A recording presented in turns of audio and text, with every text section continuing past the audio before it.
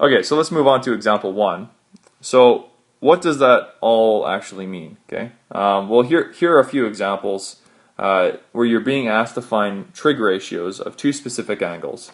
Okay, we're going to find tan A and tan B, and just as way of a reminder, again, you had theta in the formula last time. That capital A just means the angle at the point A. So in this case, it would be 37 degrees, right?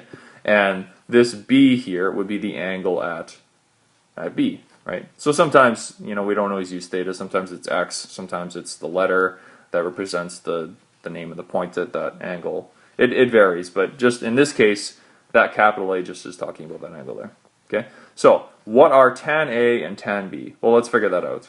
Right? You'll remember that according to SOHCAHTOA, tan theta, or tan of whatever angle we happen to be talking about, is opposite over adjacent.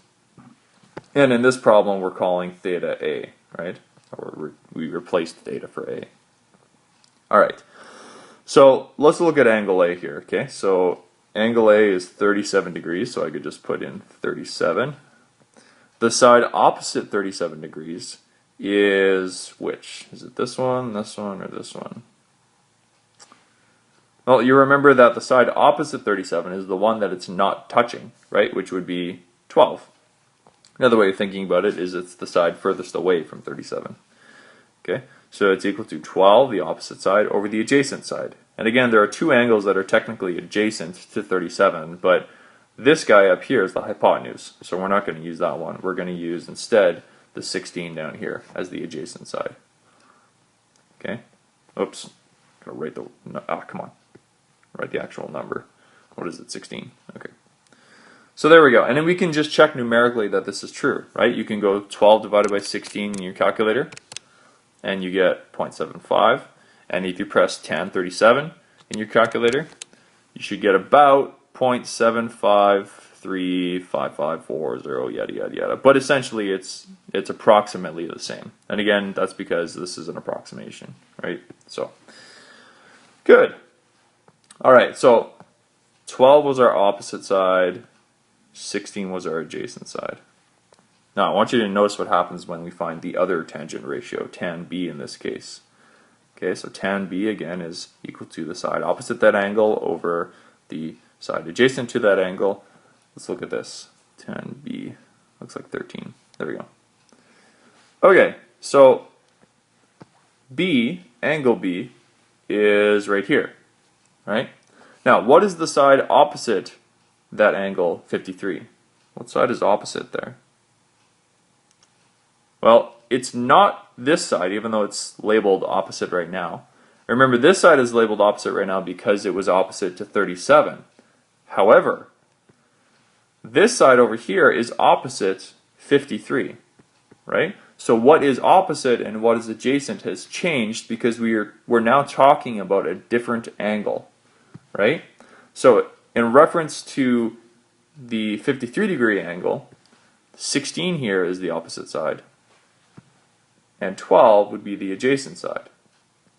So basically our fraction is just flipped over, right? The side opposite of tan 53 is 16 over the side adjacent is 12. Right? And you can see that these two fractions are just basically reciprocals of one another. They're just flipped over, right? That's kind of interesting. So let's just numerically verify this. So 16 divided by 12 is 1.3 repeating, and so tan 53 should be pretty close to that, and it's about 1.3270, yada yada yada. So it's pretty close. Right? Again, these angles were rounded when the triangle was created, so it's not exact. But so I hope you have a better sense of what tan of an angle and tan of a different angle in the triangle mean, and how the sides for opposite and adjacent can change depending on what angle you're referring to within your triangle. Okay, so what if we didn't know the actual values of the angles? You can see in this triangle, I mean, we only know the 90-degree angle because we have to have that to have a right triangle.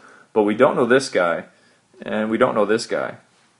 Okay, can we still find our ratios. Can we still find tan of m and tan of L? Well, of course, right? Tan of m, right? Since I don't know the angle, I'm just going to use the letter m to represent the unknown angle there, is equal to, again, the side opposite m over the side adjacent to m. So what's opposite m? Well, it would be this guy right here, 12. Right? So tan m is equal to 12 over the adjacent side, which is 5. Right? Okay. Again, I don't know what this angle is, but if I did, I know that it would be pretty close to whatever 12 divided by 5 is, which I think is about 2.2. Right? Oh, sorry, 2.4. So we can find tan m. Let's look at tan L now. Okay, so tan L. Tan L. Again, we just use the ratio, opposite over adjacent. And you'll remember from the last example that what opposite was and what adjacent were are now reversed, right? So where 12 used to be our opposite side in relation to m, it's now the side adjacent to L, right? And the 5 is the side opposite L. Okay, so that gives us enough information to set up our ratio.